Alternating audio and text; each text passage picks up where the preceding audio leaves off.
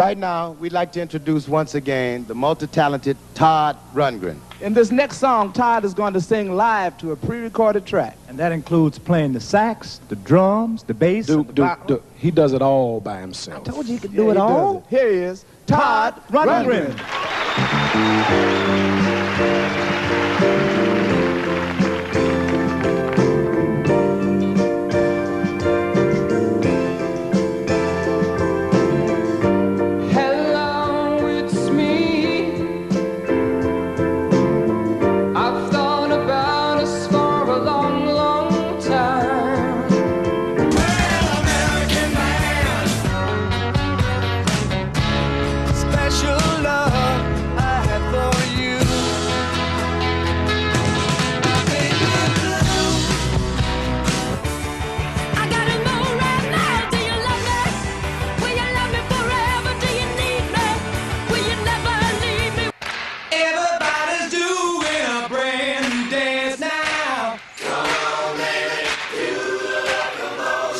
But there's no easy way around it.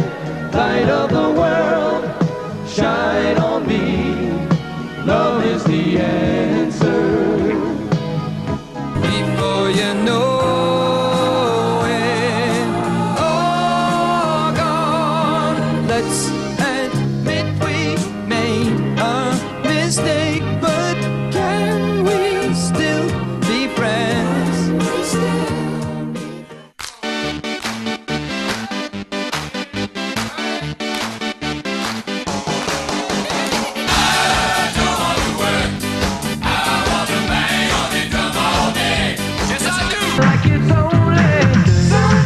The entire album was recorded with just 2 instruments, Todd Rundgren's voice and a sophisticated digital sampling device called the emulator.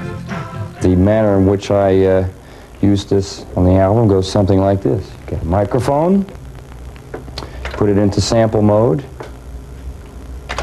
Ooh. Put a sample of sound in it, that's what it looks like. You picture it, and then you can play the sampled sound. This is where I sampled it at. Ooh, ooh. So you get some idea what it sounds like. What you hear is my voice digitally encoded into bits and bytes and stored inside the instrument. And it will now play it anywhere on the keyboard that I place my hand. Simple as pie. Dear God, hope you got the letter, and I pray you can make it better down here.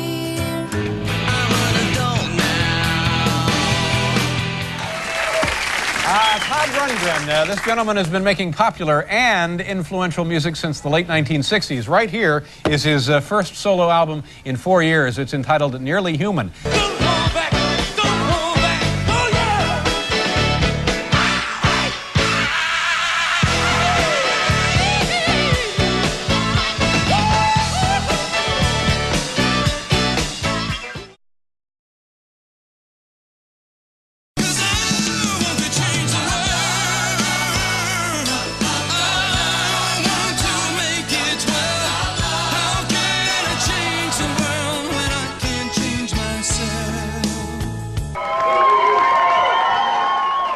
People usually gather to hear this man sing and play guitar. More than 300 crammed into a Chicago record store to see Todd Rundgren demonstrate something you have to see to believe. Interactive music. Ever listened to the album and decided that you wanted to hear the lyrics a little better, or maybe that you didn't want to hear the lyrics at all?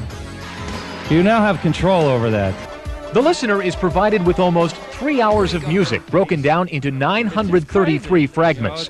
With the system, you take those little musical pieces and create something all your own.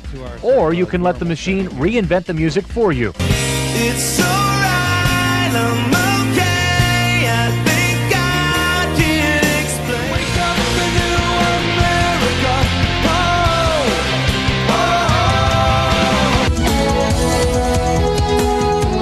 So you ever sat at a news desk before? First time at an anchor desk here, right? First time for me. I would think so. Is, I don't think one of the few firsts I have left. I don't.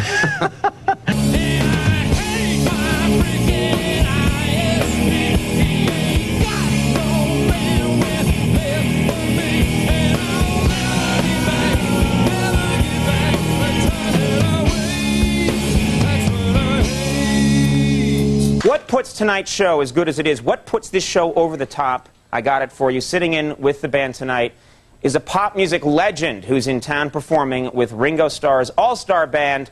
He's sitting 3 feet away from me, Todd Rundgren. Give him a hand. Todd?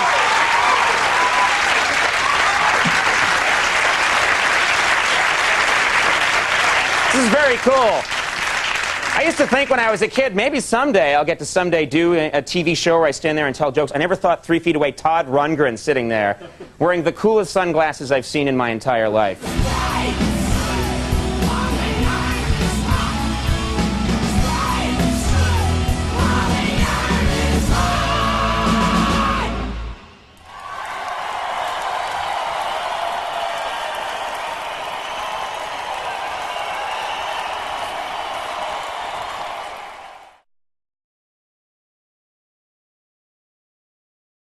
Music as a career is always a long shot.